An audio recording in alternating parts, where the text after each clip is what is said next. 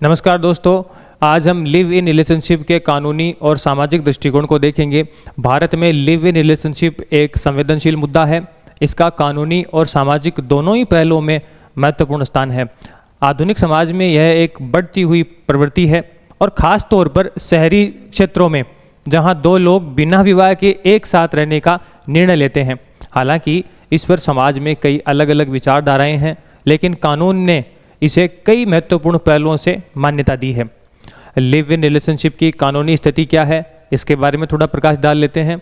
तो सबसे पहले बात करते हैं सुप्रीम कोर्ट के निर्णय की।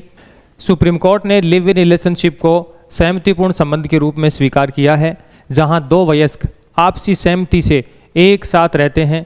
कोर्ट ने इसे गैर कानूनी नहीं माना।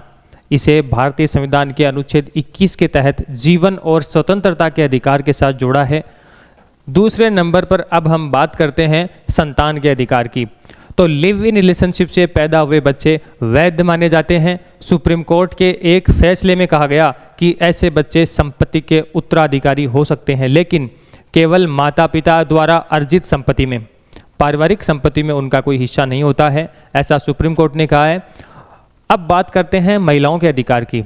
तो महिला अगर लिव इन रिलेशनशिप में रहती है और उसे किसी प्रकार की घरेलू हिंसा या मानसिक प्रताड़ना का सामना करना पड़ता है, तो वह घरेलू हिंसा अधिनियम 2005 के तहत सुरक्षा की हकदार है। अब हम बात करते हैं भरण पोषण के अधिकार की। अगर कोई महिला लंबे समय तक लिव इन रिलेशनशिप में रहती है और इस दौरान पुरुष उस पर आर्थिक निर्भरता उत्पन्न करता है, तो वह महिला भरण पोषण का दावा कर सकती है। कोर्ट ने ऐसे संबंधों में महिला के अधिकारों की रक्षा सुनिश्चित की है, जिससे उन्हें आर्थिक मदद मिल सके। अब बात करते हैं इस रिश्ते में धोखाधड़ी की। धोखाधड़ी और दुरुपयोग, यदि कोई व्यक्ति लिव इन रिलेशनशिप का एक गंभीर रिश्ते के बजाय धोखाधड़ी के रूप में उपयोग करता है, तो उसे कानून के तहत अपराध माना जाता है और ऐसे मामले में महिलाओं को कानूनी सहायता दी गई है। अब हम बात करते हैं सामाजिक और नैतिक मुद्दों की। भारत में अभी भी लिव इन रिलेशनशिप को सामाजिक स्वीकृति नहीं मिली है। कई पारंपरिक समाजों में इसे नैतिकता के खिलाफ समझा जाता है, फिर भी आधुनिक शहरी क्षेत्रों में इसे अधिक खुले तौर पर स्वीकार किया जा रहा है। अब हम बात करते हैं परिवार के प्रभाव की। तो लिव इन रिलेशनशिप में रह रहे व्यक्तियों को पारिवारिक दबाव का सामना करना पड़ सकता है, क्योंकि भारतीय समाज में शादी को अभी भी एक मुख्य सामाजिक व्यवस्था के रूप में देखा जाता है। अब हम बात करते हैं लिव इन रिलेशनशिप के फायदे और चुनौतियों की। तो इसमें पहली बात है, लिव इन रिलेशनशिप लोगों को बिना सामाजिक और कानूनी दबाव के अपने रिश्तों को जीने की स्वतंत्रता प्रदान करता है। वे अपने रिश्ते को समय देकर शादी के लिए एक बेहतर निर्णय ले सकते हैं।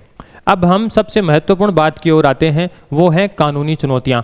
लिव इन रिलेशनशिप की कोई ठोस कानूनी व्यवस्था न होने के कारण कई बार संपत्ति के विवाद, बच्चों के अधिकार और महिलाओं के सुरक्षा के मुद्दे बहुत जटिल हो जाते हैं। दूसरी महत्वपूर्ण बात है अस्थिरता। लिव इन रिलेशनशिप शादी की तरह एक कानूनी अनुबंध नहीं होता है और इसलिए इसका टूटना आसान होता है। यह अस्थिरता भावनात्मक और मानसिक तनाव पैदा कर सकती है, और ख़ास तौर पर तब जब रिश्ते में किसी एक पक्ष की आर्थिक निर्भरता हो।